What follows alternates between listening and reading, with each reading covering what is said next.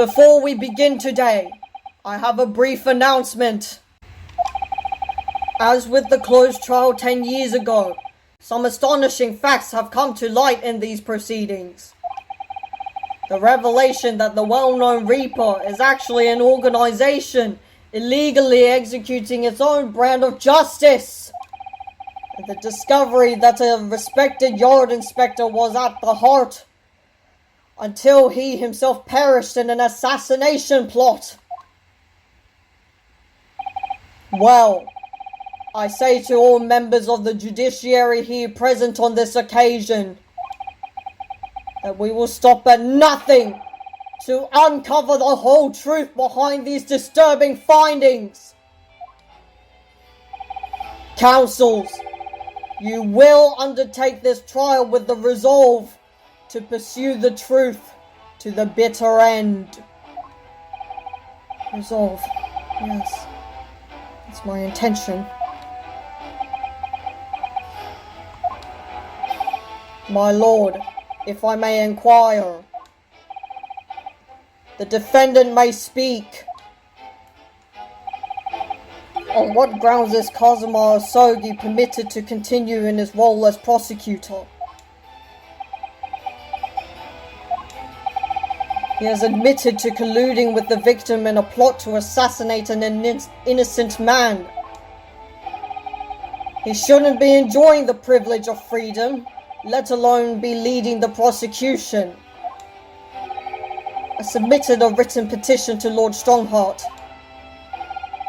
requesting that judgment on my transgressions be delayed by 1 day. You did what? In today's proceedings, I intend to expose everything. My whole life for the last 10 years has all been leading up to this day. Cosimo, whatever the outcome of this trial, I give my word that I will accept whatever punishment is deemed appropriate, however severe. And I suggest you prepare yourself for the same, Reaper!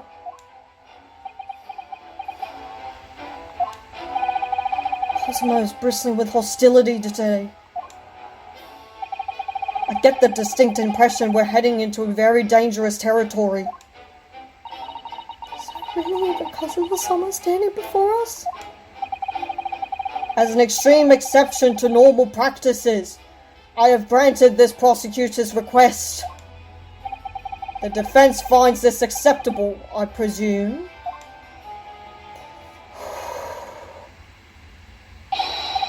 Yes, my lord. In that case, in the name of Her Majesty the Queen, I hereby declare this court to be in session again. We resume the closed hearing of Baroque von Zeeks. The defense is ready, my lord. The prosecution is more than ready. Very well then. This preamble has taken long enough. Prosecutor Osogi, begin.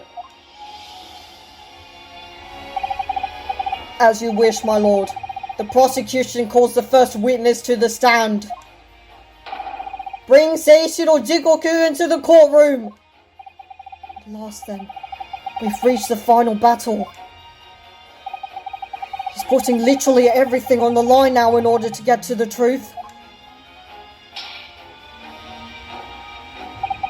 Come on, Ryunosuke. It's time for that steely resolve, because this is going to test to the limit.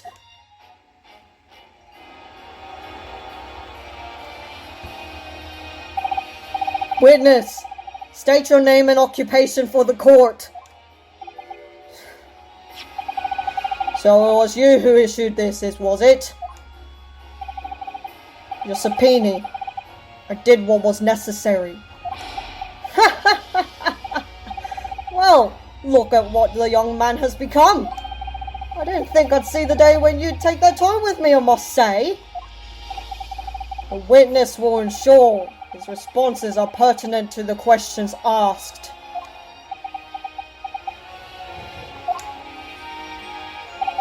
My name is Seishiro Jigoku, a Supreme Court judge from the Empire of Japan. 16 years ago, this man came to London as a visiting student. 6 years later, he returned to Japan. As well as presiding over the Supreme Court, he is also currently Japan's Minister of Foreign Affairs. I am, of course, fully aware of Mr. Jigoku and his preeminent roles. I invited him personally to the International Forensic Science Symposium as a representative of his country.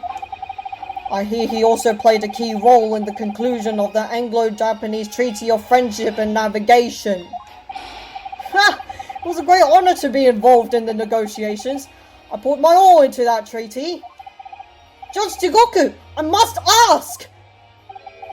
Oh, I never fancied the young murdering student turning up here, of all places.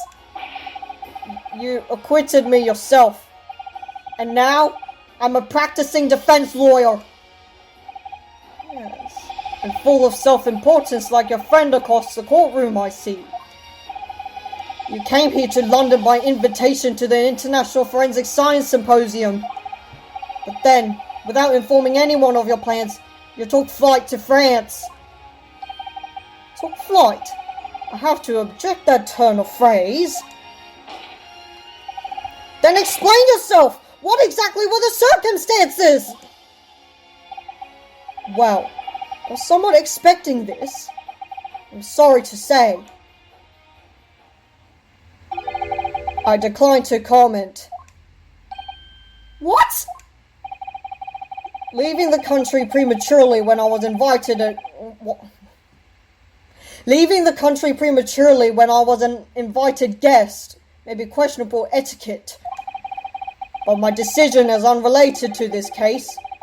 I can't be bound to testify. Unrelated, you say? I appreciate that a respected police officer has been killed, for which I offer my condolences. However, being an alien, I'd obviously never met the man, nor do I know the first thing about him. Been here long enough. As such, I'm in no position to testify. It's as simple as that. So you would run from all this? Beg your pardon? This case is far more far-reaching than the murder of Inspector Gregson. It has ties to another murder, a case that was tried in Japan almost a year ago now. A year ago in Japan? The murder of John H. Wilson, you mean? That's right. And you, Judge Jigoku, are at the heart of both cases. The defense has evidence to prove it. Well, Ryunosuke, I see from the look in your eyes that you're resolved to carry this through to the very end, too. Let's see your evidence, then. What proof do you have that Seishiro Jigoku is involved?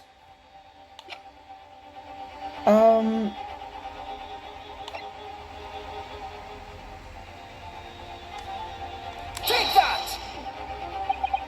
Oh, fuck. It wasn't his. What on earth is that? Who knows? This piece of evidence is a welcome present to the courthouse with the compliments of the defense. It wasn't his. It's from... Oh, shit. You have a poor grasp of British Court Etiquette Council. That's the extent of your resolve. You disappoint me, Ryunosuke Naruhodo. Ah! Stand tall, Mr. Naruhodo. That was a minor blow. Having your best friend tell you he's disappointed in you really stings, though. Of course we have evidence that ties Judge Jigoku to this case. Evidence showing a few key names even. Okay, thank you for the hint. Okay, both cases. They said this case, so I thought we meant the Gregson one. Okay, good. There's still plenty of fight in your eyes. Yes. Let's see your evidence then. Here you go. This is a telegram detailing a communication sent between Britain and Japan approximately a year ago now. The The communication contained 4 names: Kayasogi, A. Shin, T. Gregson, and J. Wilson. You little... Don't break the witness stand. Where did you get that? In Tokyo. From your office, Judge Jigoku. What? How on earth did you... What's this about? Why is my name on that list? This list of 4 names follows a certain pattern. T. Gregson and J. Wilson are the names of victims. Kayasogi and A. Shin are the names of assassins. A year ago in Tokyo, Dr. John H. Wilson's life was taken in a Western-style restaurant in the capital. The culprit was found to be a visiting student who went by the name of Giselle Brett, but her real name was Asa Shin, a professional killer sent on a mission to kill from Great Britain. A. Shin and her victim J. Wilson. And the murder that just took place here in London was the counterpart to that crime. An assassin sent from Japan, also a visiting student, Kazuma Sogi, whose victim was the British police inspector Tobias Gregson. Kayasogi and T. Gregson. 1 assassin from each country to kill a target residing in the other. What exactly is the defense suggesting? These 2 cases of murder, one that took place in Britain and one in Japan, were masterminded by a pair of individuals from each country as a form of assassination exchange. And the telegram the defense has acquired is proof of this international contract to kill. What?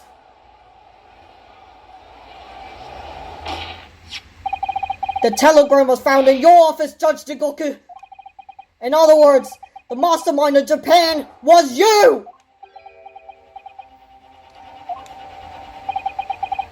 Judge Jigoku, what's this about?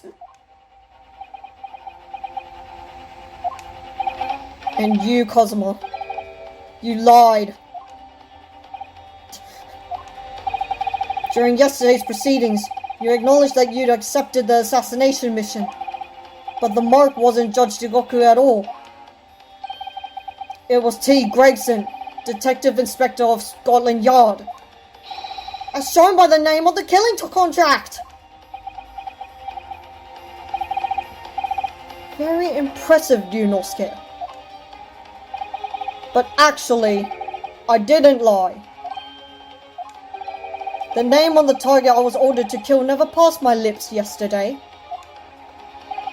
The idea that Seishiro Jigoku was the mark came entirely from you! Deliberately avoided saying a name.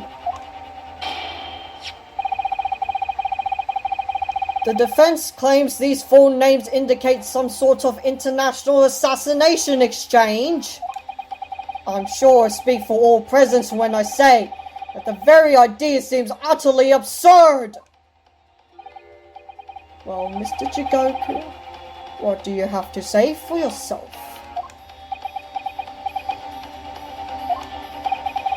Silence only goes to prove his guilt. There's another very important detail that this new development brings to light. There's now a distinct possibility that the scene of Inspector Gregson's actual murder was in the witness's cabin on board the SS Grouse. Judge Jigoku, you have to testify now. To refuse would put you in contempt of court.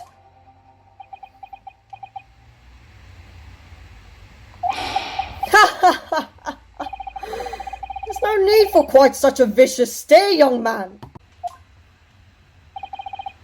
Very well then. As a parting gift to you all, I'll tell you everything I know.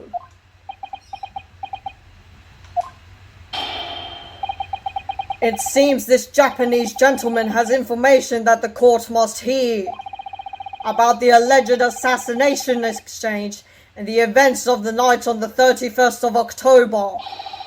Present your formal testimony now. As you wish, my lord.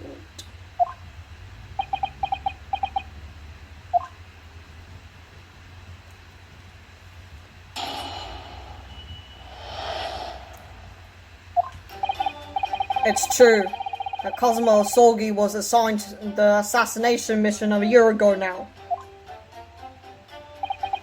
The target was Inspector T. Gregson. That was a condition of the British study tour. However, in the end, something happened that meant the young man was unable to carry out his mission. On the evening in question, a member of the crew was on duty outside my cabin at all times. If there'd been a shot fired, the crewmen would have heard it, so clearly I can't be involved.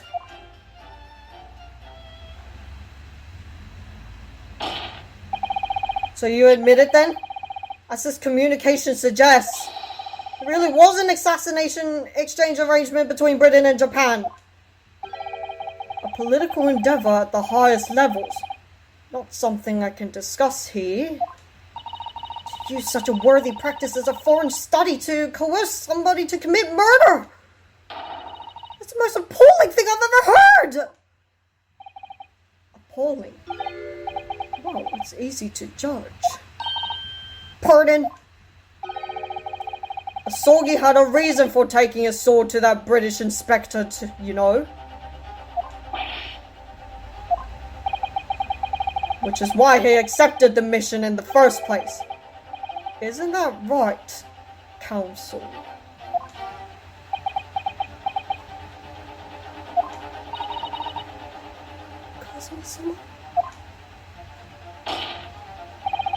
Judge Jigoku, if you're the mastermind behind this operation in Japan, then tell the court the identity of your counterpart in Britain.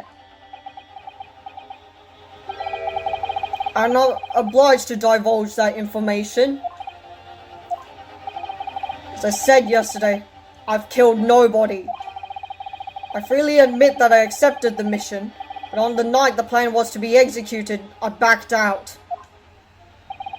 In short, this assassination exchange that the defense has identified is unrelated to the events of this case. The crucial point is this. Your police inspector can't have perished aboard that steamship in Dunkirk. Because if he'd been shot in the cabins, and it's inconceivable that a member of the crew wouldn't have heard it.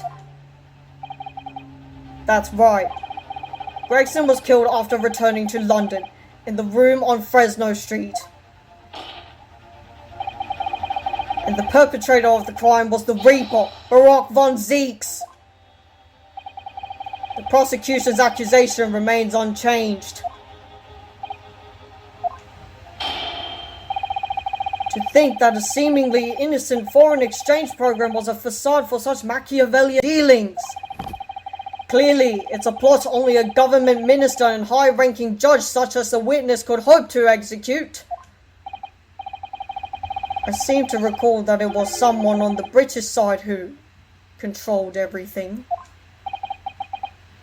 Be that as it may, it is not the place of this court to pursue this villainous assassination exchange plot. We are concerned only with the tangible events pertaining to the murder of Inspector Gregson. Is the defense clear on that point, counsel?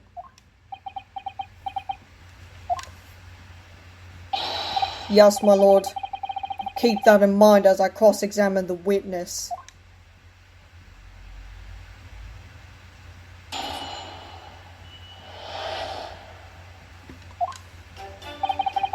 Okay, like I said, anything... Oh, we pulled up that right. Okay, I'm pretty sure we read that. Alright. So... Kodama, the great blade. It's such a thing of beauty. I want to gaze on it for hours.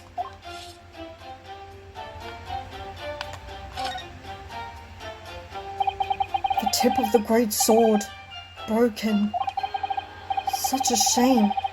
It's been so meticulously cared for over the years. can almost hear Kazuma's sobs. Kazuma must have really taken a swing for that to happen.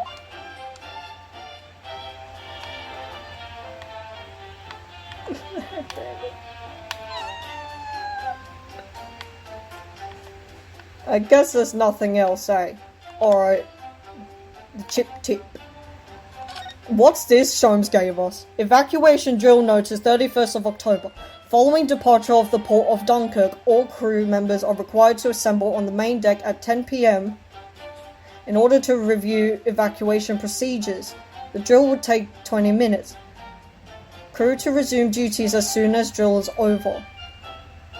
I don't know what we're going to do with this.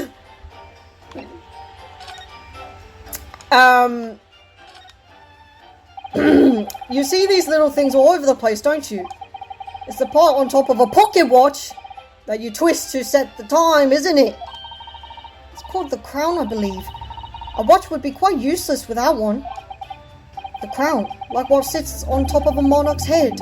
It's a very grand name for such a tiny part. But actually, yes, Mr. Naruhodo? This is a crown. I have a feeling I might have seen a monarch around here somewhere with a very bare head. If by monarch you mean pocket watch, then I'm quite sure you have. Does anything happen when I re-examine that watch? That naked watch?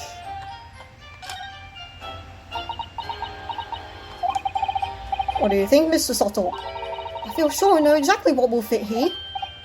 Really? I was just thinking precisely the same thing. We're about to see that the little round component is actually part of Inspector's broken pocket watch. Really? I was just precisely thinking that too.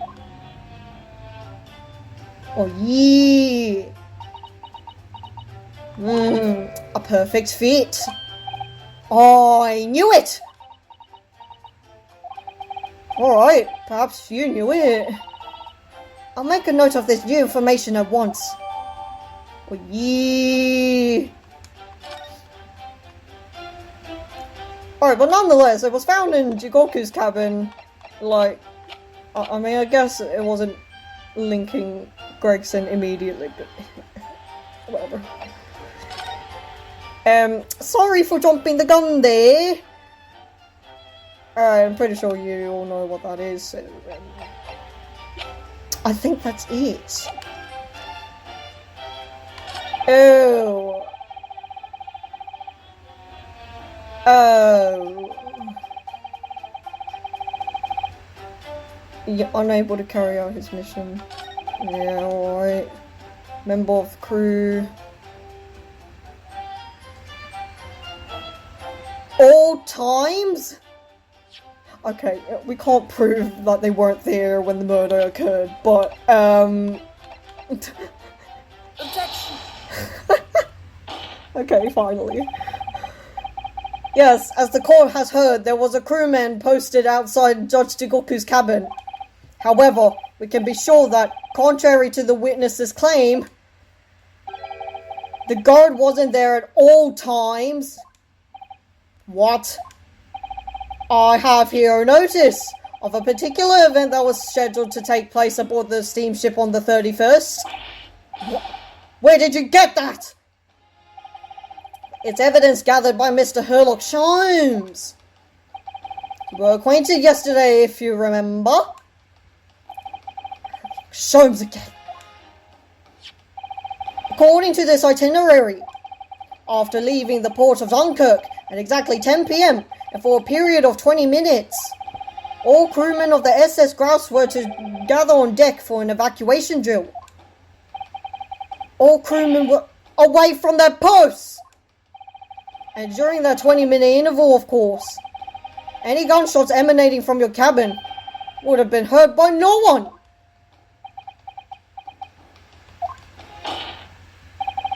In summary, Judge Jigoku, you have ample opportunity to commit the crime. Objection! A 20-minute window of opportunity. It's an excellent find, Yunosuke. But it amounts to nothing! Why? Because the witness clearly stated in his testimony that no incident occurred in his cabin. Unless you have some decisive evidence that can show his testimony to be false. Your accusation is nothing more than conjecture. Very true, well, counsel. Inspector Gregson was killed in Judge Jigoku's cabin that night. I'm certain of it. Because the defense has the evidence to prove it. You will present the evidence for the defense at once, counsel. What proof do you have? Now. There we go. Judge Jigoku, this was found in your cabin yesterday. What is that? The crown of a pocket watch. A pocket watch. And if you will observe, the victim's pocket watch, which we know he treasured, is missing precisely that part. It can't be. Moreover, this crown is a perfect fit on the spindle protruding from the victim's watch. Now, the fact that this was retrieved from Judge Jigoku's cabin tells us that the victim's watch almost certainly broke there. In other words, the victim was killed on the 31st during the 20-minute evacuation drill in the cabin occupied by you! Oh, you're razor sharp, aren't you, you young murderer? Objection! Expertly maneuvered, Ryunosuke. And your argument sounds entirely plausible. At first. But rather like this pocket watch, it's full of cracks. What? And I believe Judge Jigoku feels the same way. I was wrong to acquit you earlier in the year. Sorry? If I'd known that it would result in anyone having to listen to this drivel, I would have declared you guilty just to spare the world your ridiculous bombast. I think it's clear that the witness will have to give further testimony. When you hear that what actually happened in my cabin that night, you'll notice the pitfall into which you've stumbled. Prior to your renewed testimony, I would like to clarify one point. The fact that this part of the victim's watch was discovered in your cabin means that you acknowledge he was there, I presume. Yes, I do. Very well then. You may proceed to give your formal testimony about what exactly happened in your cabin aboard the ship. Of course, as a man of the law, I have no intention of obstructing justice.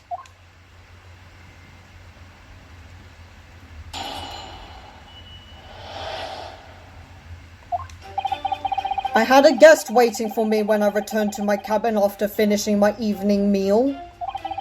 When I walked through the door, a mustachioed Englishman was there, foolishly waving a gun at me. I soon took care of him with an ippon seoi throw. I couldn't wait to run away after that. I imagined his watch was broken when I threw him over my shoulder. It has nothing to do with his murder. The inspector was clearly killed having returned to Britain, because his body was found in London. A very convenient story. Ippon seoi. A common jujutsu martial arts technique in my country. I was careful not to use too much force, but the man obviously landed too heavy for his watch to take. So, Ryunosuke Naruhodo. Excuse me a moment, I would like to check something.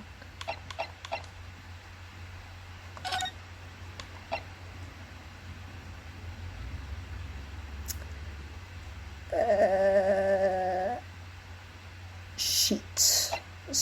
I was hoping to get him on. Oh, we would have found other injuries, but I guess that's just bluffing. I imagine you can see the flaw in your logic now, can't you? What? The fact that the pocket watch was broken in the witness's cabin in no way proves that the victim's murder took place there. I've no doubt the inspector intended to kill me, but he didn't manage to pull the trigger. Yes, because he was merely the tactician, not the Reaper's hand of death. Well, the testimony appears to make perfect sense as far as I can tell. Let me express my deep gratitude for your understanding, my lord. But if this testimony holds, Judge Jigoku would be deemed to have no involvement in the case. Well, counsel, I really see no reason for wasting precious court time here on a cross-examination. What was my right? Sorry, my lord. The defense has a right to cross-examine, and I don't intend to squander that. You're an embarrassment to your countrymen, not knowing when you're beaten. In that case, proceed, Mr. Naruhodo. I will.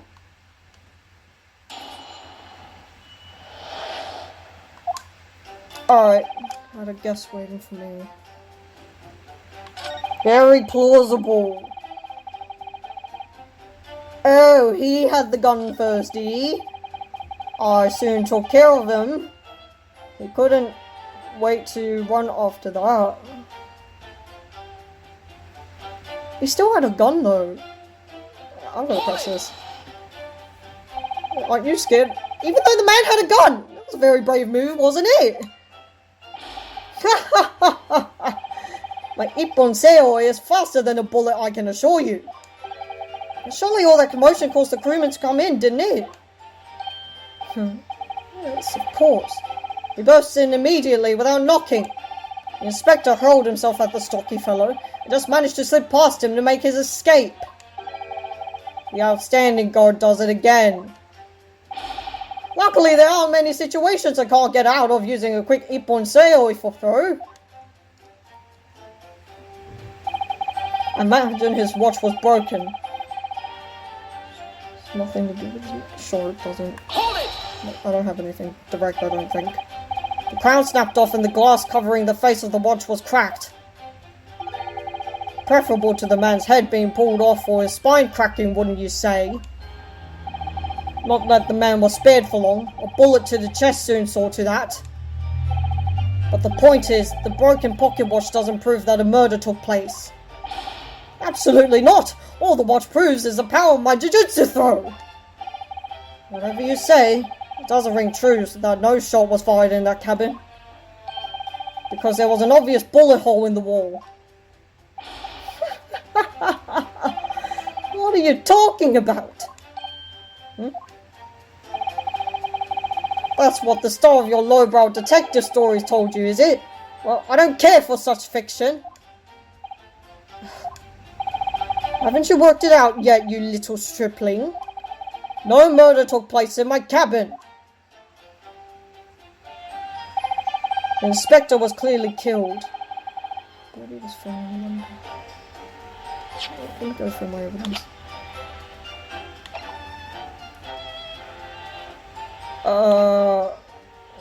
Shoot.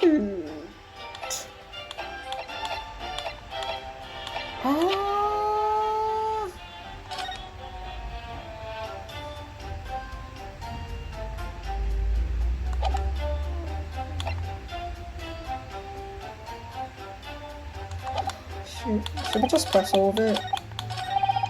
Oh, you might as well get new text out of here, so. Because the so-called guard posted at your cabin door had just let your killer pass, you mean? Apparently, Gregson told the crewman he was a police inspector. Which was the truth, of course. He wouldn't have had his identification with him, though. Oh yeah. He had his trench coat and a mustache, not to mention the bag of chips. I imagine the crewman was convinced.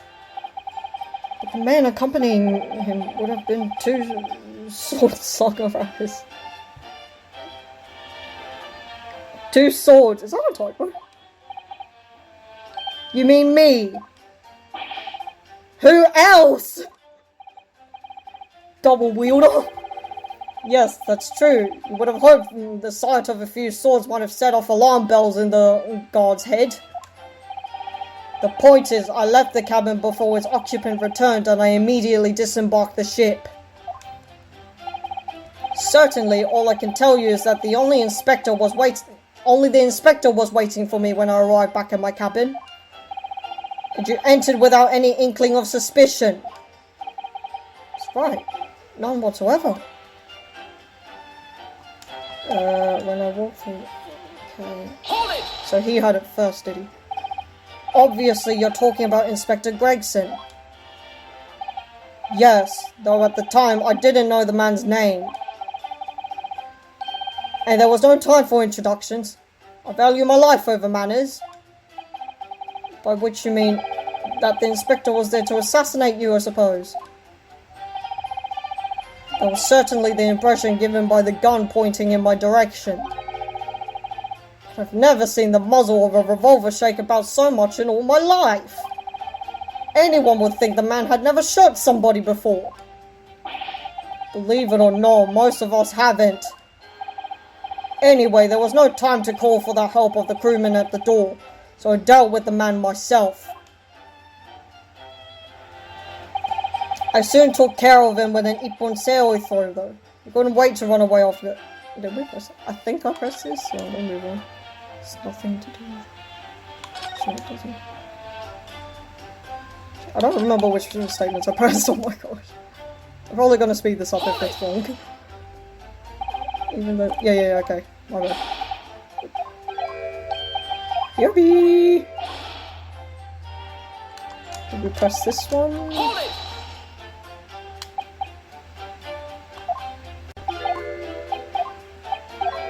Okay, yeah.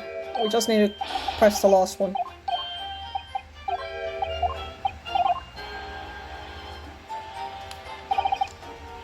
Alright, here's the last one. But there's no evidence that proves the victim ever returned to London alive! Just take a moment to think that idea of yours through now, stripling. Why? If the inspector was killed on the steamship in France, how on earth could he have got back to Britain?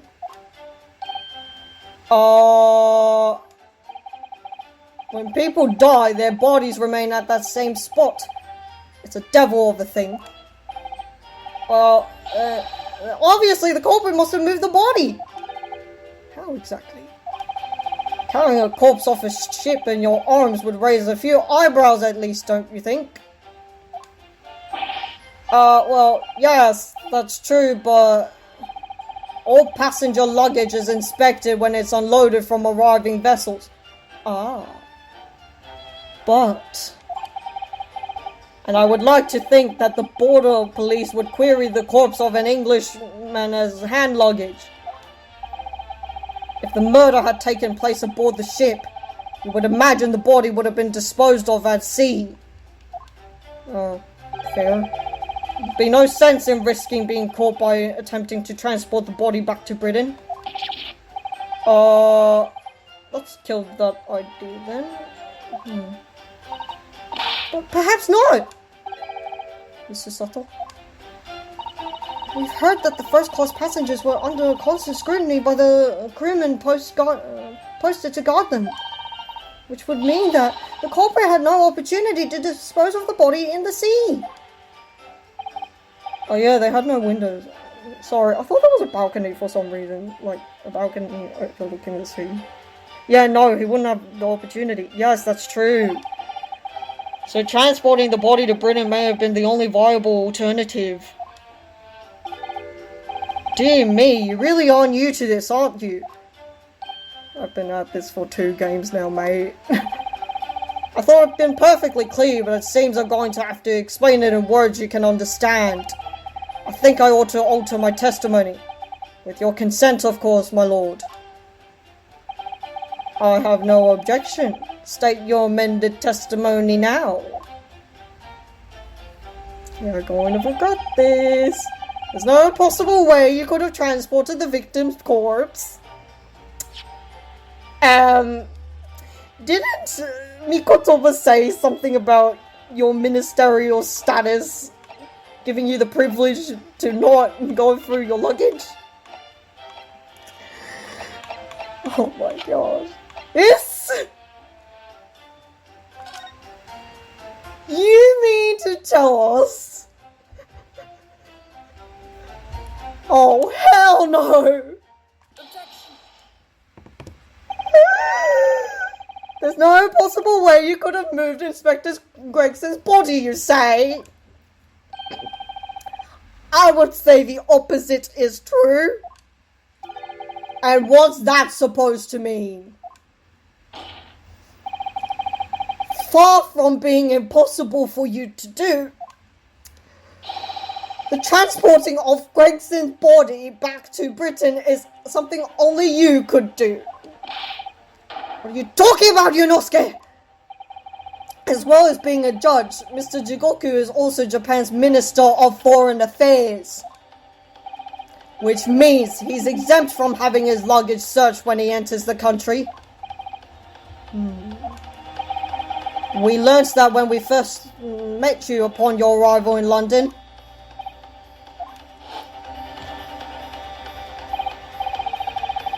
With all those passport checks and luggage searches at the border, it took rather a long time.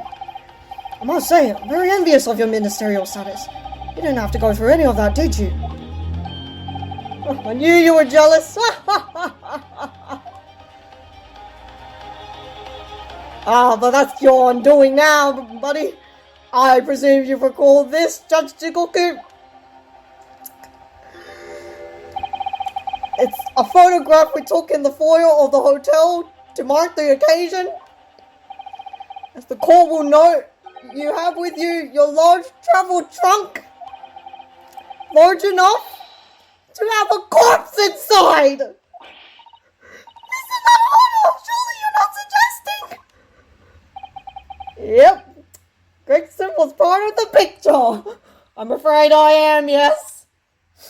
That's so disgusting, man. 3 days ago when we were chatting innocently with the new arrivals from Japan in the hotel, the body of Inspector Gregson was just meters away from us. I'm sorry, but oh my god, the way I was holding that in, oh my god. I'm skeptical, counsel, that a grown man's body could fit inside even the largest travel trunk. You have no idea. It could. How do you think it got here? Because I happen to know that the witness himself, a man of considerable size, fits inside his trunk. And verifying that would be extremely simple, wouldn't it, Judge Jigoku? Sorry. I shouldn't bother. Oh my god, this is dark. Inside his trunk, how horrifying! Indeed. And after we spoken with you at the Great Waterloo Hotel, sorry, you had the opportunity to visit the apparent scene on Fresno Street, taking your trunk with you in a cab to deposit the inspector's body. I don't have to listen to this nonsense! Dr. Gori, the coroner who examined the body, has confirmed the possibility. She has acknowledged that there are signs that steps may have been taken to disguise the time of death. The onset of the body's decomposition could have been delayed by storing it in a refrigerator. Counsel, as I remember explaining yesterday, refrigerators of the requisite size are few and far between. Yes, I'm sure they are, but one place they're certainly found is on large ocean liners. Such ships are equipped with electrically refrigerated cold rooms to keep food fresh on their long sea voyages. And the SS Grouse is no exception. Professor Mikotoba told me about it only yesterday. Well, Judge Jigoku?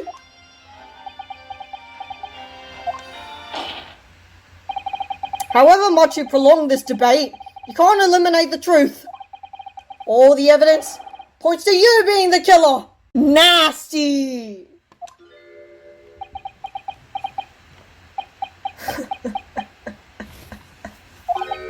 Well, this is all very heartening.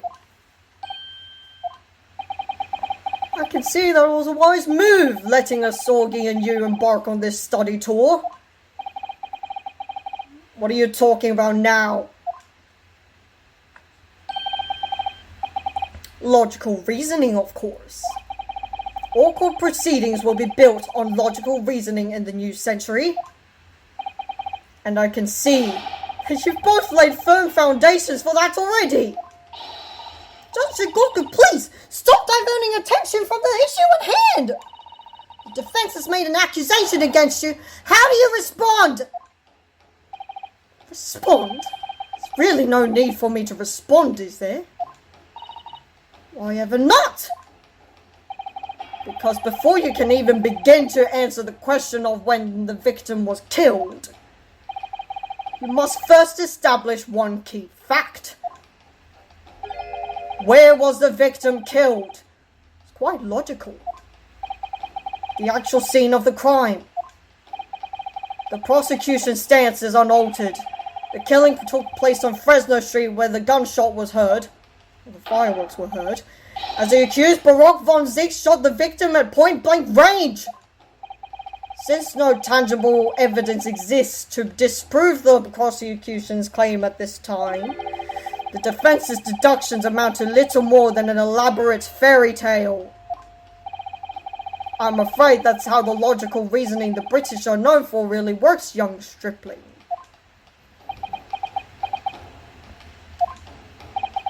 The victim was shot in that little room on Fresno Street and died instantly. I'm afraid it's the prosecution's claim that's the only fairy tale here. How can you say that?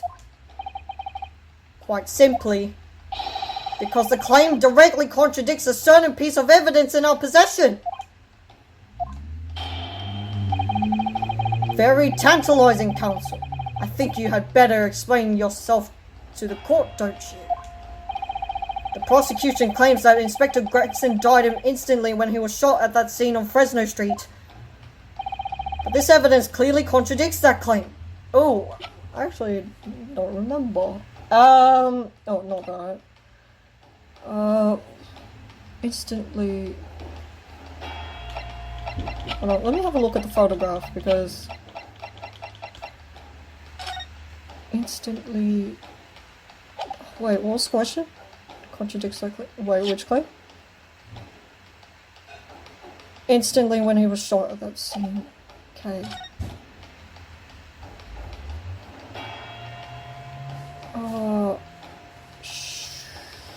Instant. Shit, there's something about this photograph. I mean, first of all, he's curled up. Like, it looks like he was, like, stuck in a certain position for a while. Like, just dumped there. Like, we can't prove it, I don't think. Shoot. I'm sorry. There's something about this. I feel like there is.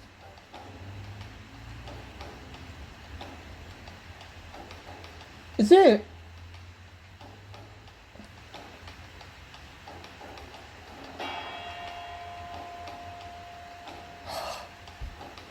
Is it the way he's lying down? What? Wait, are we saying he didn't have time to curl up into a ball? Because, yeah, him being curled up is very suspicious because, like, you have to, like, curl yourself up to fit in a trunk.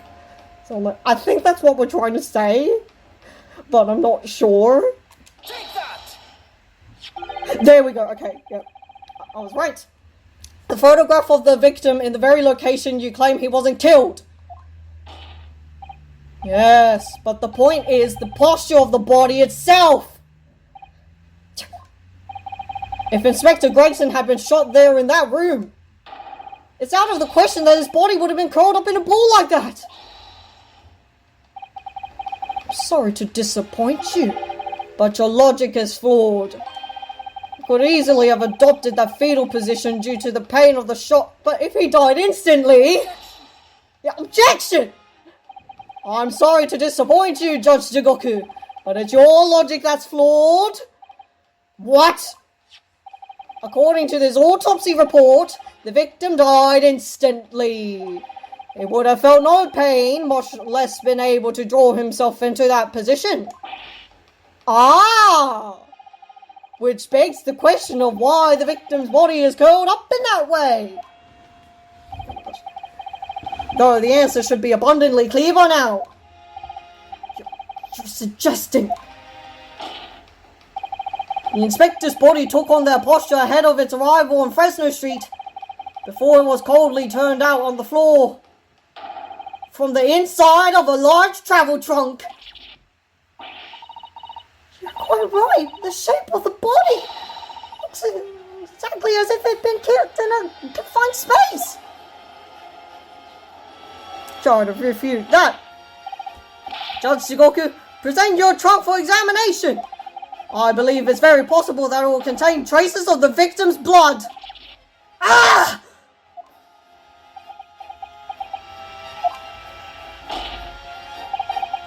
Present my trunk. I refuse! What? On what grounds? I'm the Minister of Foreign Affairs from the Empire of Japan!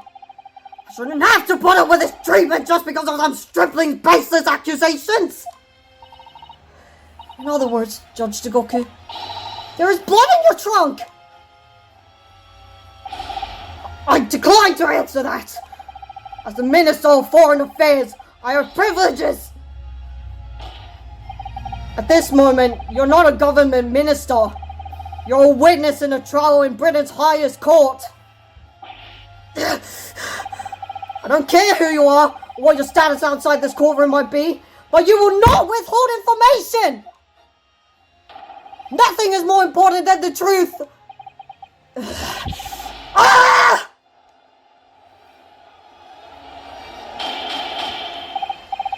Order! Well, Mr. Jigoku, what's it to be? You can't be serious! You did it!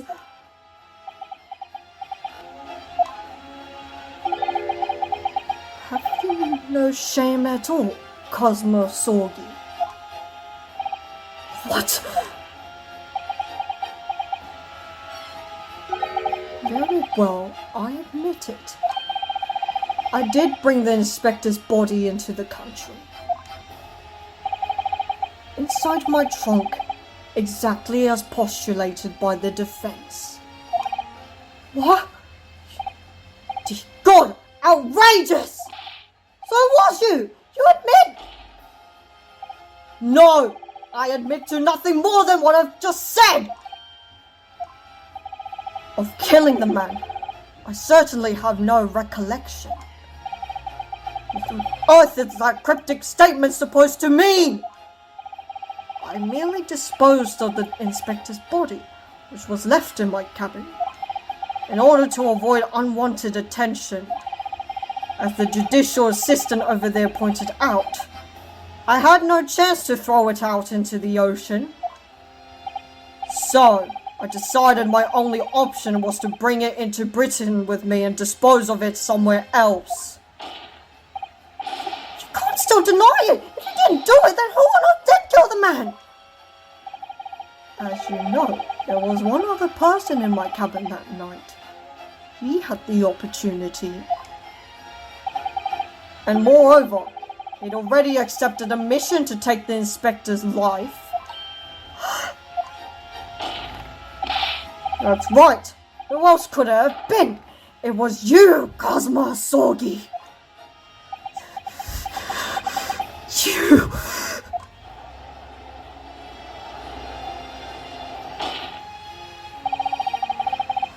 Never thought you'd stoop to this Shiro Jigoku.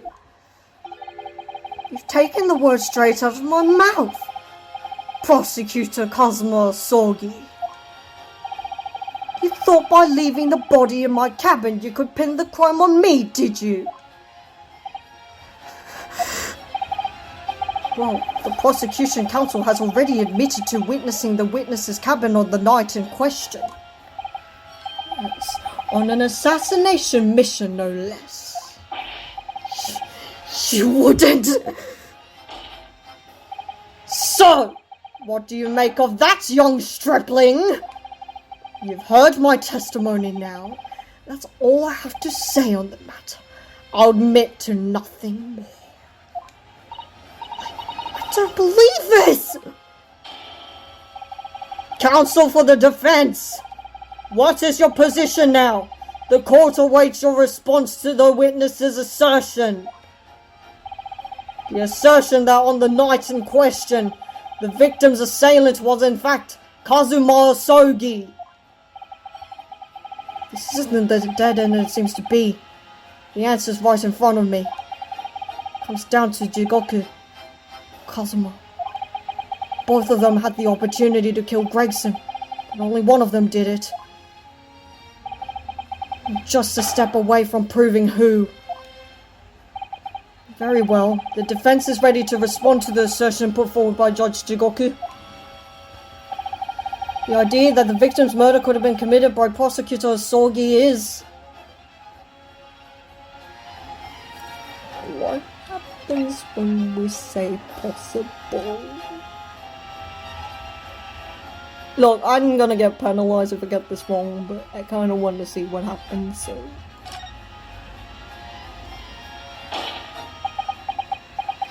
I mean, the answer's right in front of us. It is possible, my lord. How could you? Do you think I want to believe it? But the fact is, I can't say with complete certainty what actually happened because I wasn't there. You disappoint me, Ryunosuke. Just disappoint? If I may, Mr. Naruhodo. I think perhaps that's why we form opinions based on evidence. So true. And actually, we have evidence that can settle this argument conclusively. My lord, the defense would like to present evidence in support of... Before you plow on feigning ignorance of what just occurred, counsel. You must be penalized for that short but embarrassing you muttered him. Yes, sir. I really thought I could just pass it if I was quick enough. Never mind the penalty, Mr. Naruhodo. The truth is all that matters. Okay, no, seriously. Judge Jigoku, let me remind you of something you said only a few minutes ago. You claim that logical reasoning is the future of the judicial process. It is. No question. Well, logical reasoning can prove something here. Namely, that it would have been impossible for Prosecutor Sogi to commit the crime. What? You just said... Anyway, the court will only accept an argument that is supported by compelling evidence. So present what you have, counsel. What proof? Okay, I'm pretty sure it's the weapon of choice. Right? Yeah, I don't think... Yeah, I think it's a weapon of choice they're getting out here. Take that! You're making the evidence weak. I mean, I guess I couldn't put it past you to handle a gun. Sorry. Every piece of evidence has a role to play in arriving at the truth. They're not playthings you can toss around the courtroom for entertainment! Never mind the evidence, you're about to make me weep, Mr. Naruhodo! Oh no, I can't upset Sasato-san. I'll end up being upset too! Okay, wait. We know a member of the crew was on sentry duty outside the first class cabins nearly all the time. So as long as the guard was there, it would have been impossible to fire a shot without it being heard. And that very much narrows down when the crime could have been committed. Wait, are we saying the drill? Wait, he wasn't there? Is that what we're saying?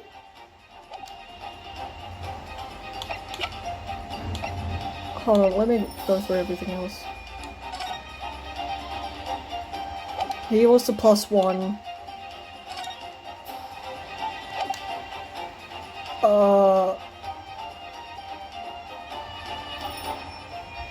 Okay, I think they're clearly alluding to the drill. Was he not there?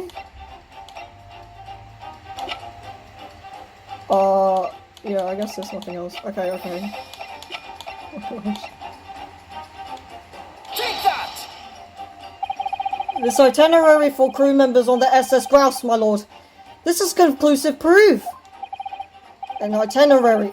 How does that prove anything? Judge Jigoku, the moment you acknowledge that you found the victim's body in your cabin, this itinerary suddenly became much more significant.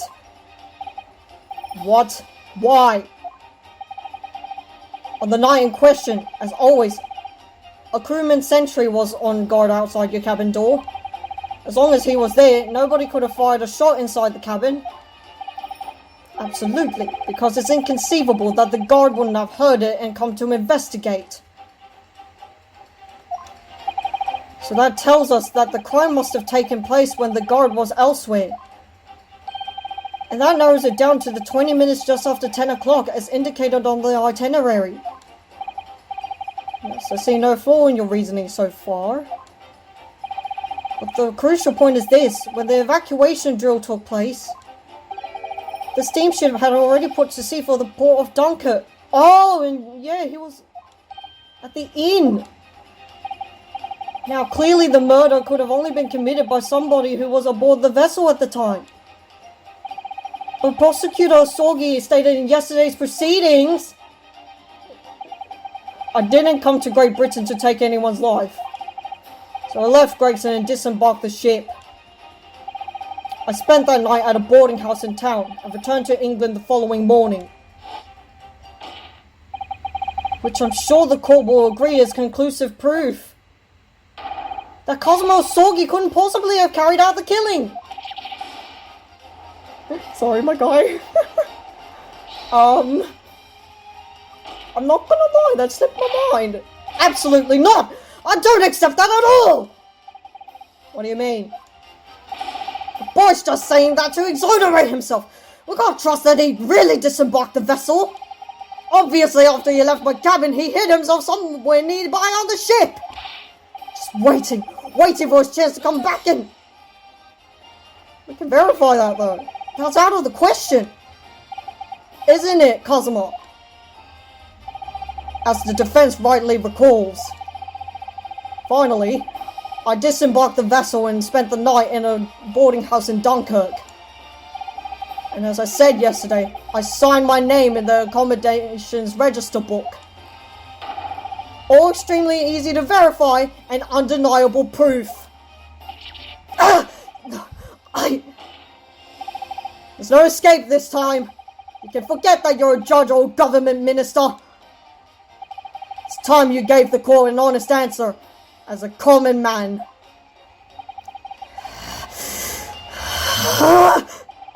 You killed Inspector Gregson and transported his corpse back to Britain. Then you dumped the body in the room on Fresno Street and made it look as if the murder happened there.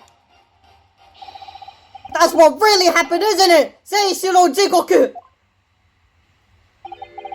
It's that damn trial 10 years ago. That's when all this began. Looking back now, fate was decided that day. I was doomed already.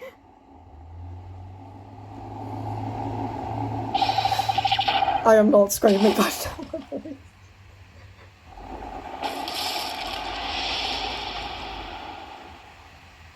and so he breaks the witness stand again. It's over. Alive. It's over.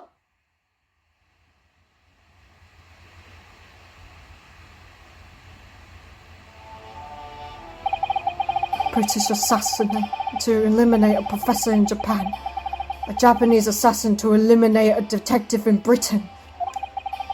Both assassins will use diplomatic immunity to evade conviction and return safely to their homelands. Why? The assassination exchange request arrived from Britain about a year ago. It was hardly a request. It was a demand. And for that, you decided to recruit Mr. Sorgi. But things didn't go according to plan. Your chosen assassin never made it to Britain. You found yourself unable to dispatch a replacement. Because I was already on my way to Britain at the time in Cosmo's place. That left me with only one option for carrying out my obligation. To eliminate the mark myself. Personally. Of course, there was but a single opportunity for me to do that. The International Forensic Science Symposium, I presume. That's right.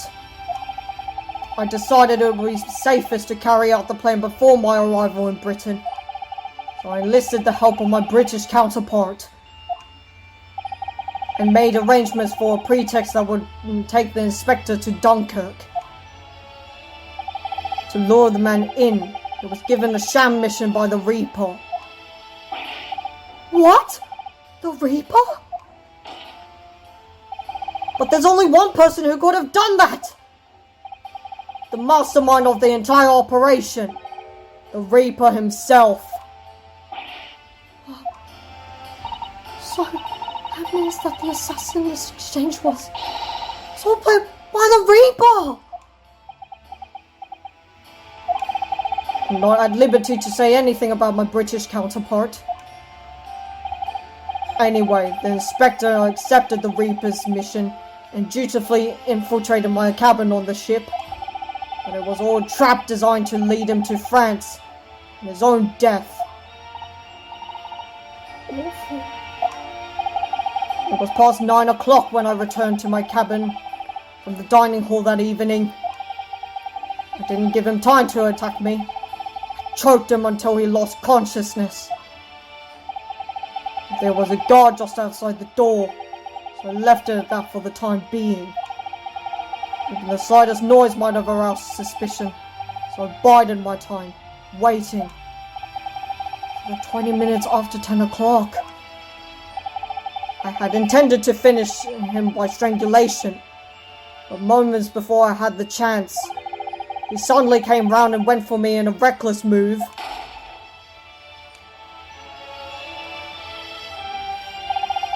Received the British-issued gun 16 years earlier, being a member of the judiciary as a visiting student. I never imagined I'd have to use it for something like that. So the revolver belongs to you, does it?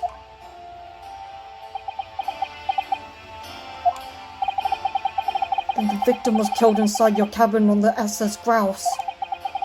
Which begs the question of why you arranged for his body to be discovered in the room on Fresno Street. The young judicial assistant over there has already answered that question. There was no way I could take the body up to deck to throw it over the side. It's precisely where all the crewmen were gathered for the evacuation drill. So before the first-class cabin sentries returned, I took the corpse to the refrigeration room. Then on arriving in Dover, you concealed the body in your trunk in order to smuggle it past the border police. I knew I needed to take steps if the police were to be convinced when the body was found in London. In that case, you must have known. You must have had intimate details of Inspector Gregson's intended schedule. Yes, my British counterpart sent me everything I needed to know. The inspector was due at Fresno Street at 5 o'clock that afternoon, in order to meet a man by the name of Hugh Boone, from whom he would take back his police identification. I decided that man would be the perfect person to set up as the culprit, so I took a hackney carriage over there with the body still in my trunk. It must have been just after we took this photograph with you at the hotel then. Yes, I wasn't expecting a welcoming committee. I was more than a little nervous. On Fresno Street, I spotted a young girl selling little firecrackers. Miss Venus, of course.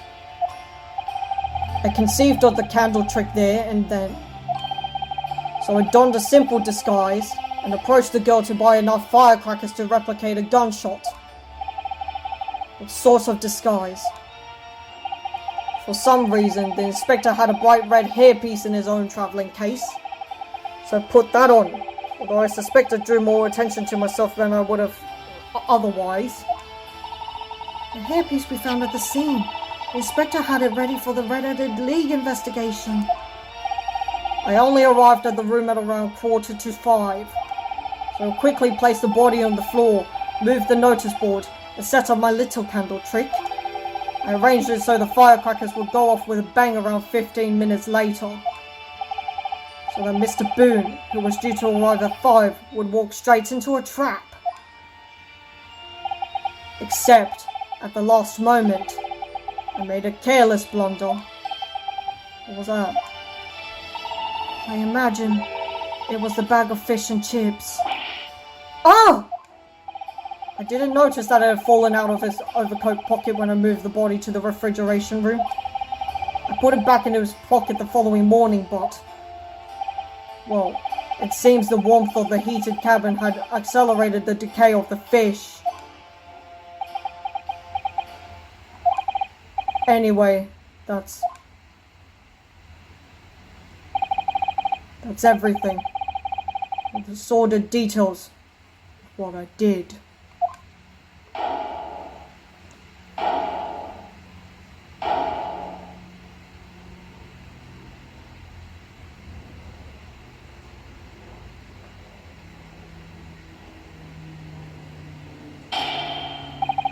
I've heard enough. We've arrived at the truth about the murder of one of the country's most capable and respected police officers. Inspectors. The witness will be tried in the coming days. For a crime of such a vile nature, you can expect the most severe penalty.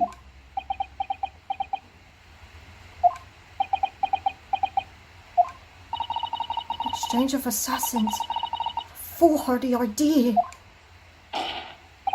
Mr. Jigoku, one last detail. Who was your counterpart in Britain? Who was the mastermind behind the assassin exchange?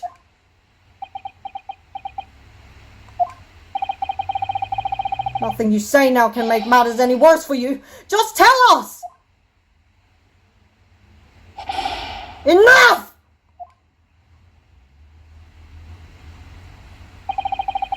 I've already told you that I cannot say! It's at stake.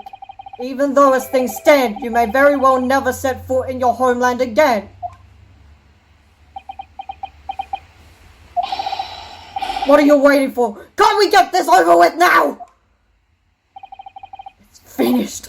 All of it. I'm finished.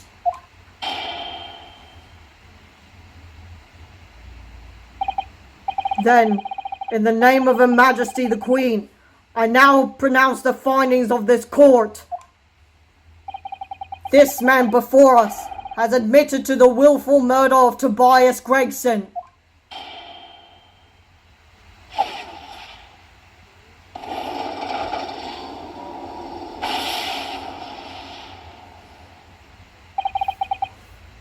Seishiro Jigoku, it is the opinion of this court that you should be found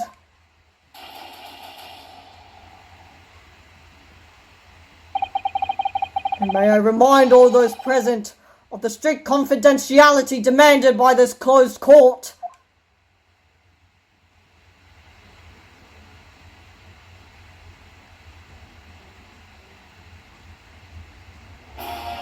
Damn! Moments ago, Mr. Jigoku signed a written confession, admitting to the murder of Inspector Gregson and the subsequent conveyance of the body. In short, the defendant's innocence has therefore been established beyond doubt. Wonderful! Well done, Mr. Naruhodo! Yes, thank you. I totally didn't take 2 hits. 2, 3? I think I took 3. Is something wrong? I'm just a little troubled by his silence. The true identity of the Reaper of the Bailey and this extraordinary assassin exchange. We do remain in the dark about these mysteries. However, insofar as the indictment brought against the defendant in this trial, we have reached a conclusion. I have every intention of pursuing both mysteries as a prosecutor. As you wish. Now, for the formal adjudication. I hereby declare the defendant, Barak von Zieks. Objection. Here we go. It's not over, is it? The prosecution calls for adjudication to be deferred. Counsel. The accused's innocence hasn't been fully established at all. Therefore, it would be wrong to deliver a verdict at this time. That is the prosecution's unwavering position. What? Judge Shigoku has already confessed. Nevertheless, Barak von Zieks has committed crimes for which he must be punished. It would appear you have information that the court needs to hear, Prosecutor Sogi. Certainly, the murder of Inspector Gregson was actually carried out by Seishiro Jigoku. It is clear from the witness's testimony that he was coerced into complying with the plot. Sick, merciless assassin exchange. It may be true, but so what I want to know is, who coerced Jigoku? Who was pulling the strings? The victim went to France having been ordered on a mission for the Reaper, only to be murdered. In other words, the mastermind behind the assassin exchange is someone in a position to give such an order. As we've already established, the Reaper himself. Oh, certainly, that would appear to follow. The prosecution hereby formally accuses the man in the dock, Barak von Zieks, of being the Reaper of the Bailey. Furthermore, I'm going to prove his guilt beyond all reasonable doubt. What?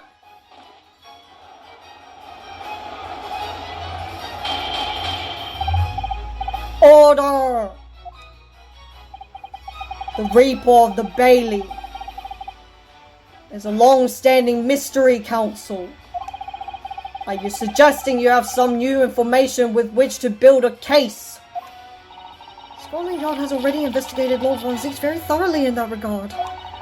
They found no evidence whatsoever to substantiate the claim that he's the Reaper. Perhaps, but circumstances have now changed. What do you mean? It's already been established that the assassination exchange was negotiated with Jigoku by the Reaper himself. Which means we now have a new line of questioning by which to identify definitively the man's identity. That is the prosecution's intention here. I must say I'm surprised by quite how tenaciously you appear to want to besmirch my name. You're guilty of an unforgivable crime, Lord von Zieks. I will bring you to justice for it, whatever it takes! This one's caused me silence before. Stop at nothing to finish what Lord von Zieks unwittingly started 10 years ago. Very well. Whilst it's extremely irregular, I will on this occasion grant the prosecution further opportunity for witness testimony. The defendant will disclose any and all involvement he has with the Reaper and the assassin exchange. I thank you, my lord, for guiding the court so wisely. I hereby declare this court to be in session for a supplementary hearing. Here we go again.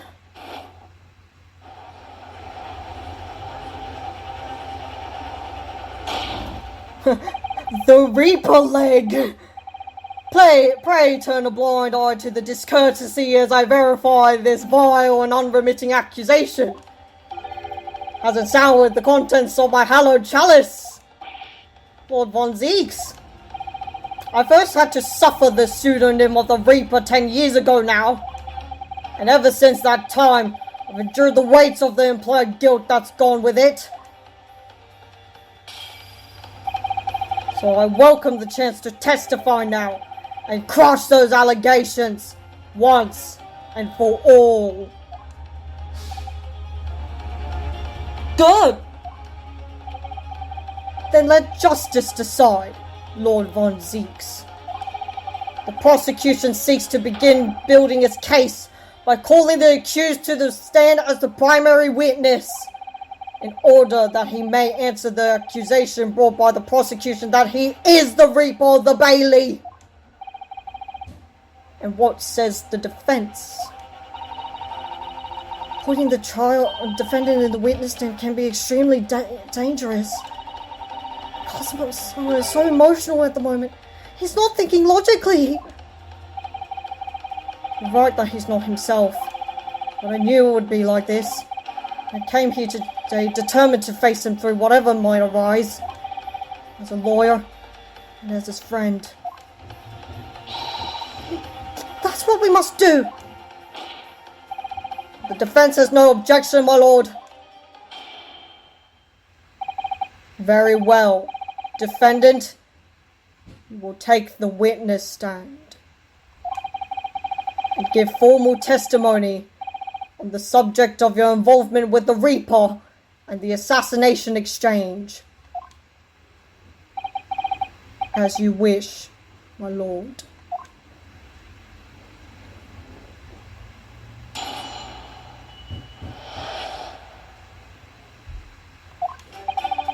Never taken the life of another, nor have I instructed another to kill. I've been investigating the truth behind the Reaper for years, and I was aware of Gregson's involvement. That's the reason why I went to Fresno Street that day, and how I came to discover the body. The point is, no common thread exists between myself, Gregson, and Dr. Wilson. I don't know about that. Clearly, therefore, there's no reason to suspect me of being behind the assassin exchange. Shit, I don't really know that last one.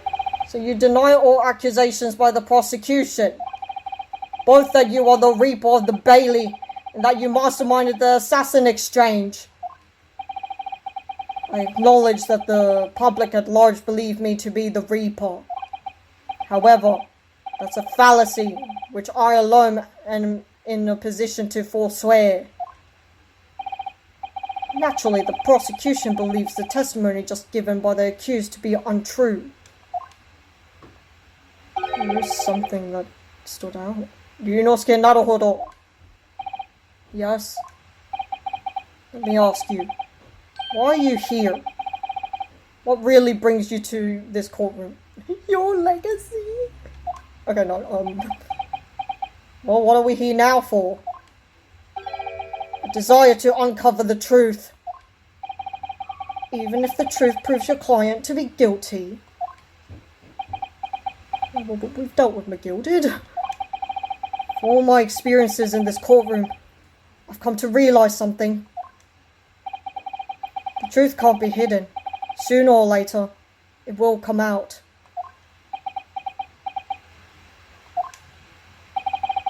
So it's always my intention to work with my client in pursuit of the truth.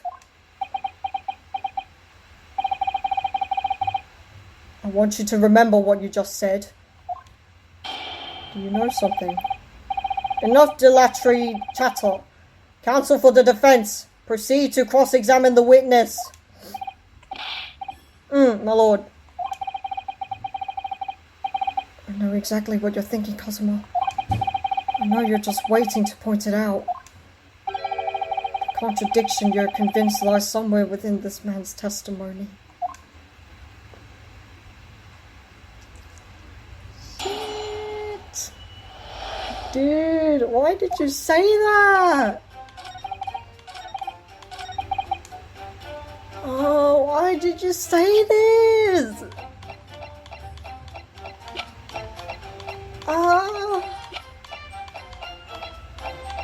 Dude.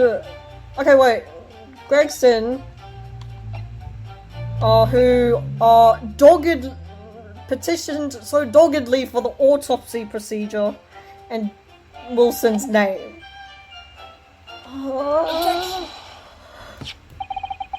What is this? An autopsy report. Wait, this is 10 years old.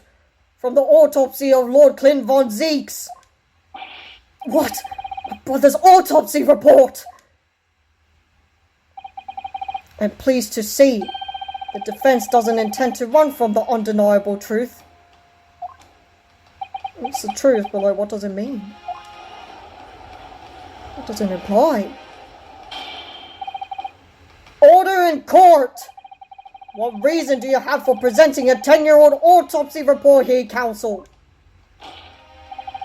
This, the autopsy report of the professor's final victim, is an indelible link between Inspector Gregson, Dr. Wilson, and the defendant. That accursed name again. The professor. I've personally researched all of the court records relating to that case. I know that at the time, autopsy was considered sacrilege to the victims' souls. For a member of the aristocracy like Lord Clint von Zeeks, it was unthinkable. But someone implored the powers that be to allow the autopsy to go ahead.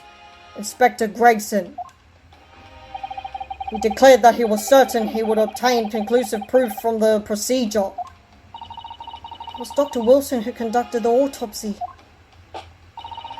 His signature is clearly visible on the document. As promised by Gregson, the autopsy did indeed produce evidence. Evidence that conclusively proved Genshin Asogi was guilty of the murders.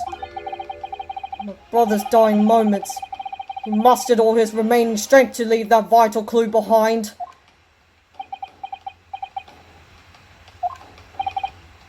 Indeed. That was the key to indicting the professor for his crimes and the conclusive evidence that convicted him. It enabled Lord von Zeeks to avenge his brother's senseless death with a marvelous victory in court.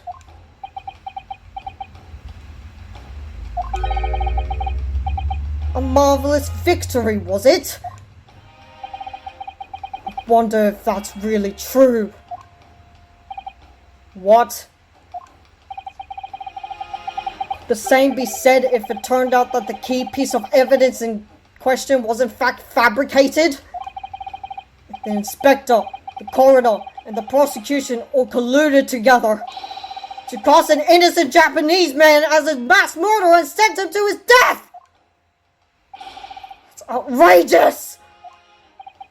And now, 10 years later, for some reason the secret has been threatened and needs protecting. Which is why the inspector and the coroner had to be silenced, isn't it? By someone in power in Japan and in Britain, using the two killers recruited for the assassination exchange.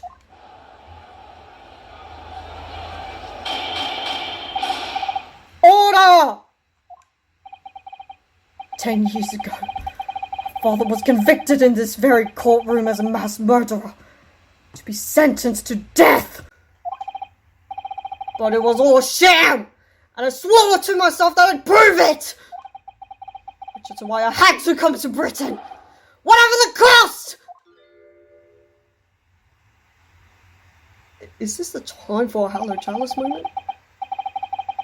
You'll have to forgive me if I feel compelled to toast this vengeful Nipponese's tenacity of purpose here.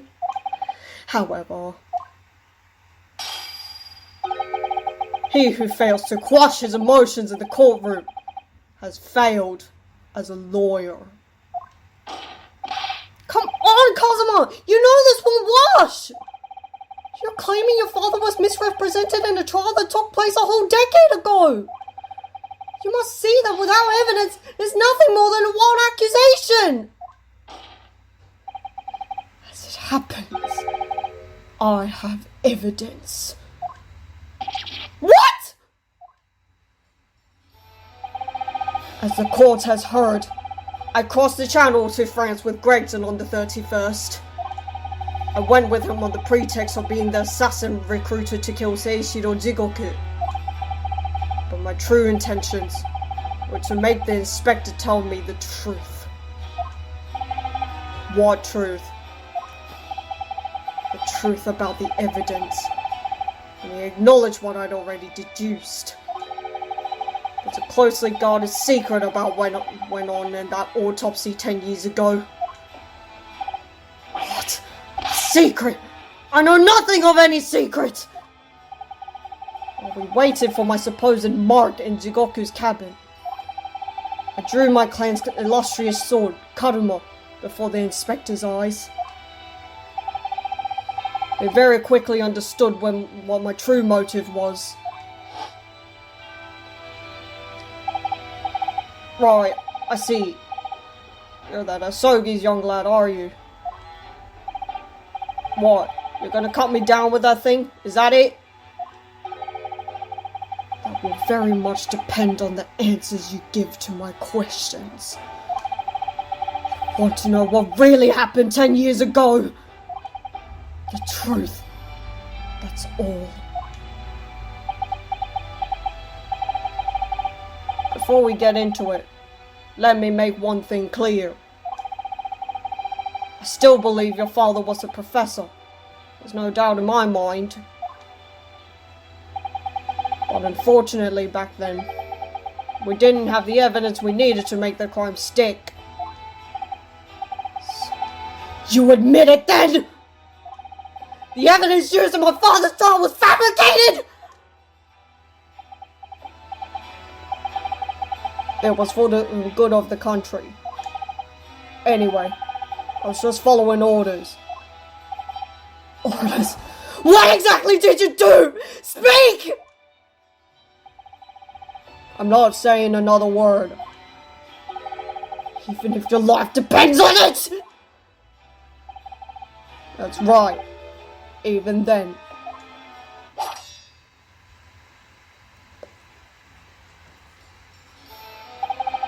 So that's when the tip of the sword broke. Kazuma-sama. The results of Clint von Zieks' autopsy were fabricated. And the investigating officer Grayson and the lead coroner Wilson must have known about it. They can only have been ordered to pervert the course of justice in that way by one man. The man leading the case for the prosecution, Baruch von Zieks. In other words, the defendant did have cause to organize this exchange of assassins. Exactly. And as we established earlier, it has to have been the Reaper himself who liaised with Jigoku in Japan to arrange the exchange.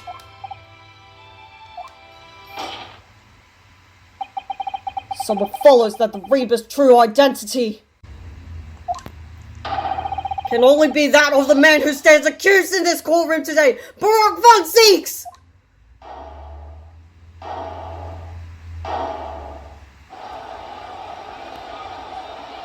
Objection! Kazuma Asogi. What? You've just told the court. Are you absolutely certain of your facts? Did Gregson really fabricate evidence for the trial 10 years ago? I heard it with my own ears. His shameful admission.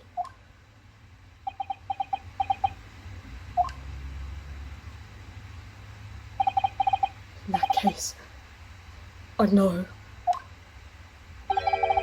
the name of the Reaper.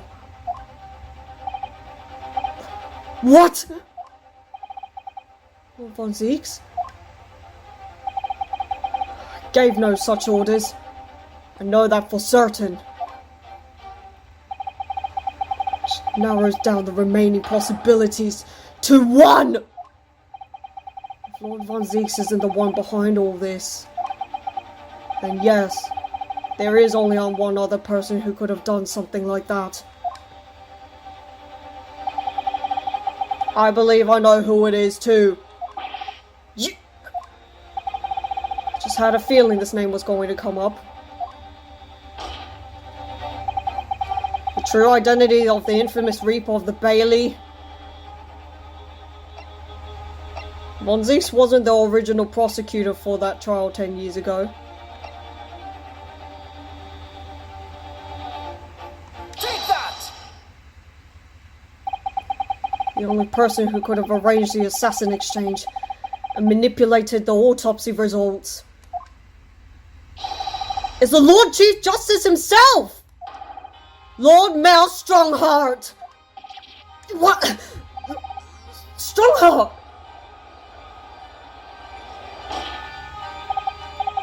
Yes, it's true that 10 years ago, the defendant handled the prosecution of the professor in court. But he only took over the case after his brother, Lord Clint von Zieks, had been killed.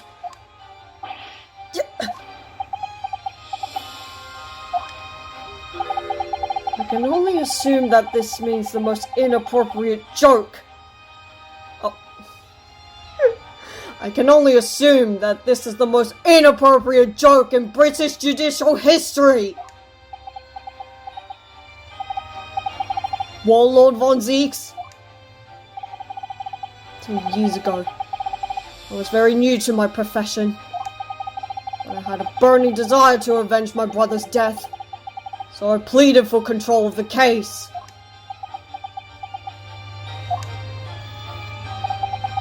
The investigation to that point, the supplication of the lords to allow my brother's corpse to be examined, all the evidence I was given, the autopsy reports, it all came from you. I spent my life since then believing I was in your debt for the way you stood aside and let me handle the trial. But I see now, I was very much mistaken! It was a hugely influential force that caused the inspector and the coroner to break the law 10 years ago. That same force was felt a decade later on the other side of the world by Seishiro Jigoku. Lord Strongheart, everything falls into place when we recognize that you are the Reaper of the Bailey!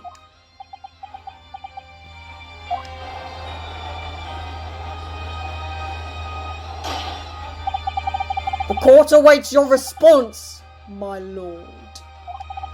This may very well go down in British judicial history, but I assure you, it is no joke. Consider this a formal accusal by the defense!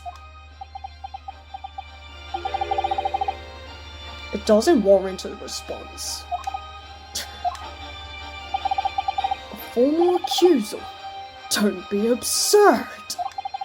The defense's claims are utter nonsense! A wild fantasy at best!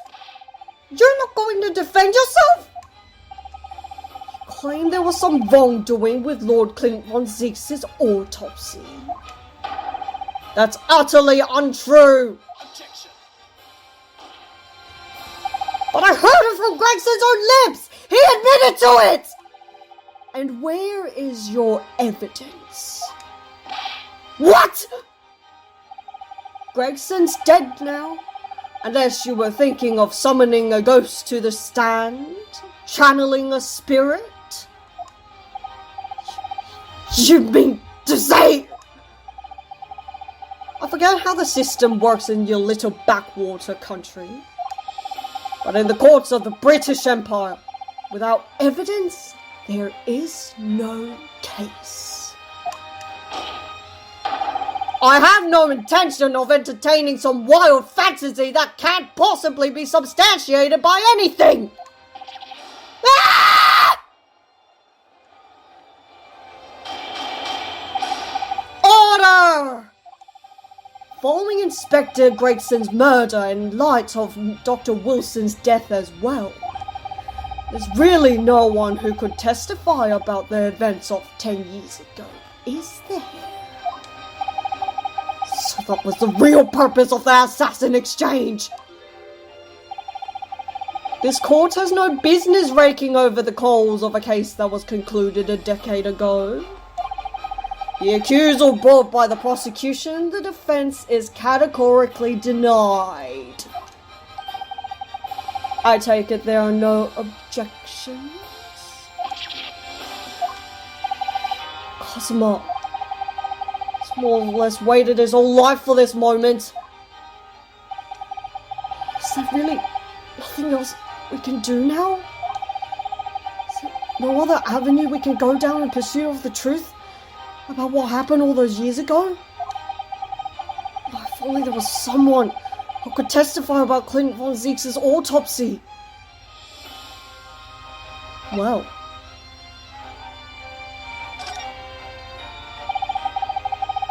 he's gone to extraordinary lengths to cover his tracks. Even so far as dispatching an assassin all the way to Japan to ensure Dr. Wilson's silence. Dr. Sith won't say anything against Strongheart. But there's still one ray of hope. Objection.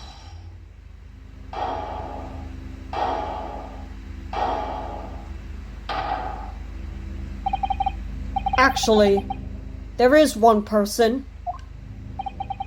One person who could still testify about that autopsy! Don't be ridiculous! There's no one left! Who do you not scare? Who? Tell me!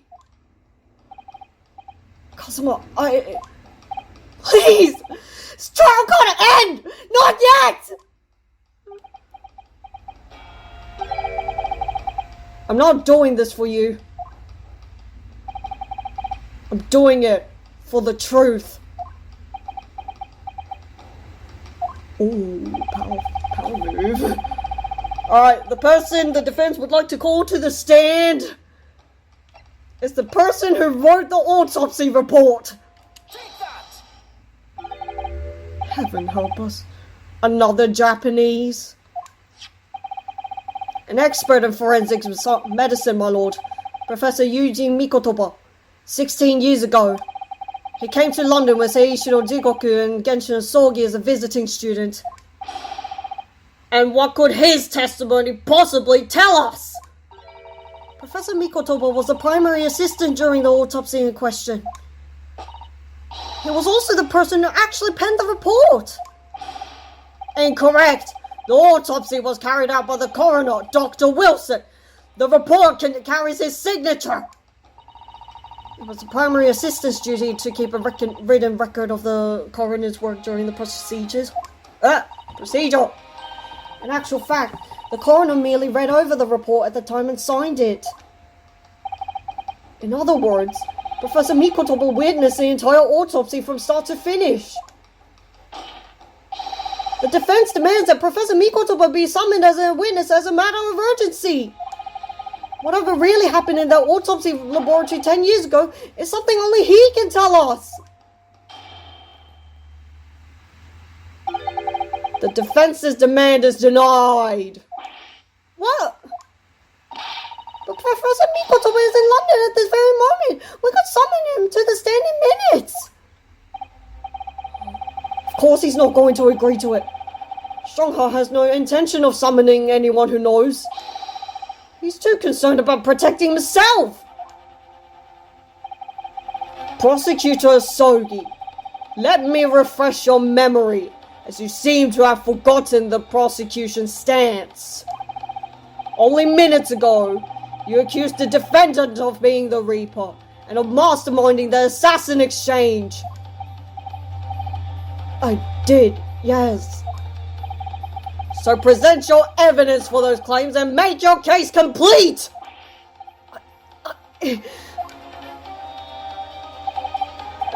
At this time, I don't have the requisite evidence. But that's exactly why we need witness testimony! The Professor case is closed. There are no clues in the distant past that will bolster your argument today. I'm afraid to say, Prosecutor Sogi, that you would appear to be possessed by the spirit of your late homicidal father. Now, as I stated earlier, this court has already reached a conclusion with respect to the matter at hand. Inspector Gregson was murdered by Japanese Supreme Court Judge Seishiro Jigoku. As for any hidden circumstances that may exist, they will be investigated in due course by the proper authorities. Objection. But we all know what will happen! That'll just give the mastermind of the whole venture to cover his tracks again! By which you mean me. Your punishment for this contemptible behavior will be decided at a later date. As for you, Prosecutor Sogi, you will be remanded following these proceedings. Willingly, I trust, since you gave your word.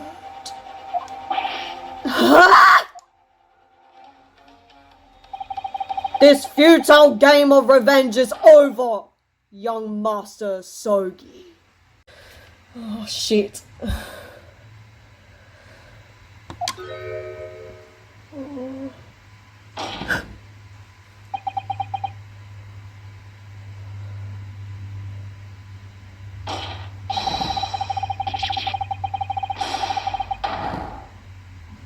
Oh, shit.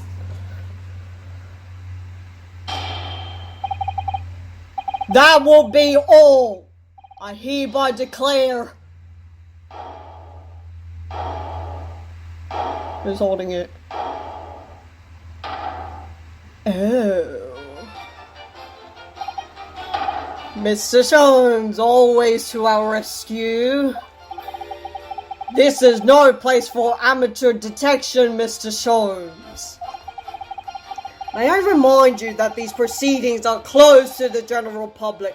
You will leave the courtroom at once! Objection. Mr. Jones was instrumental in the apprehension of Seishiro Jigoku before he fled from Europe. The court should hear what he has to say!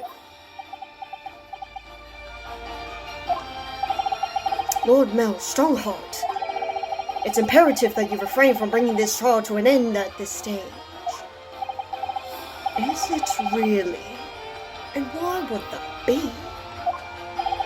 You need only recall your own words from the opening of the trial to answer that question, if I may. We will stop at nothing to uncover the whole truth behind these disturbing findings. Surely it can't be that the shock of being accused of being the Reaper yourself has erased that from your memory, can it? The whole truth, sir, has already been uncovered!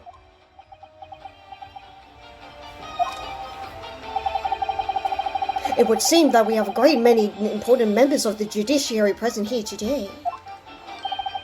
I put it to you, my dear fellows, should the trial end at this juncture? After all, why have you been invited to attend? To nod along to the prevarications of your superiors?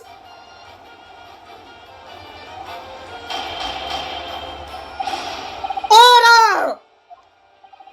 It seems to me that we stand before a door that leads to a new era of legal practices. A door that is ajar. Let us emerge from the shadows of the Reaper's decade-long ascendancy. For you and you alone, my dear fellows, have the power to push this door open now! The auditors in the gallery have no rights to express an opinion on court proceedings. Silence! He's right. The judge has absolute authority here. Yes, if he calls the trial to an end, it must end. Will that really do? I sense dark things occurring behind the scenes. Dark things indeed. Is there a single person here present who honestly can't say the same? What? The trial should go on! Summon the witness! That's right, we need to clear this up before that young Japanese man... I can't read.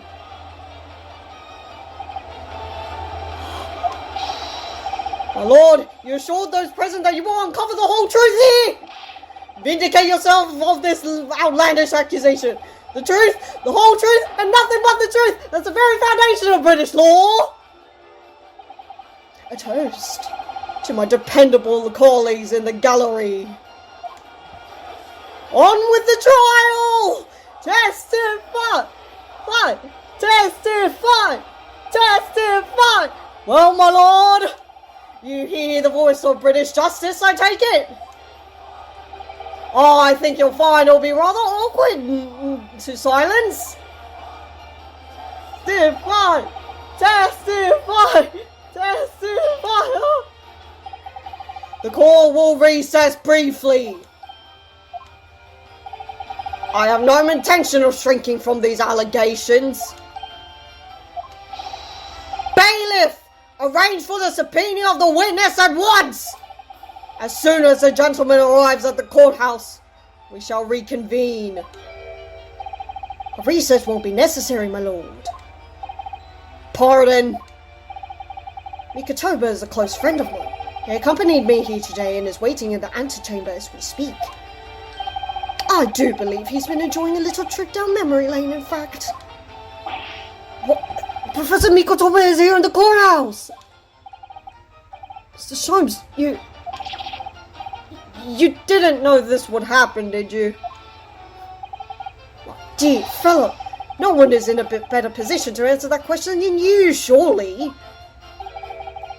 I wasn't just asking for the fun of it, you know. Well, I must thank you for your assistance in this matter, Mr. Sholmes. However, you're of no further use here. Kindly leave the courtroom at once. But of course, in truth, I find myself rather busy now as a result of these developments.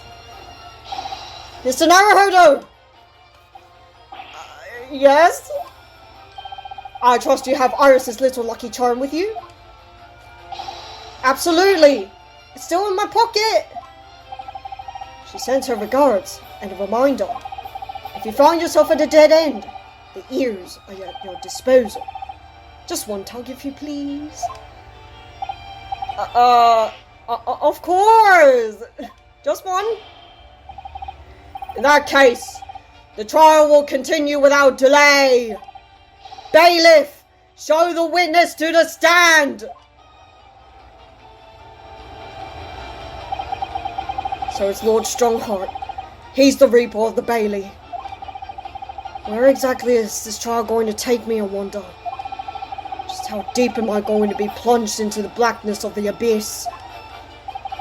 Well, I'm ready. I'm ready to head into the heart of this maelstrom and confront whatever horrors it tries to drown me under.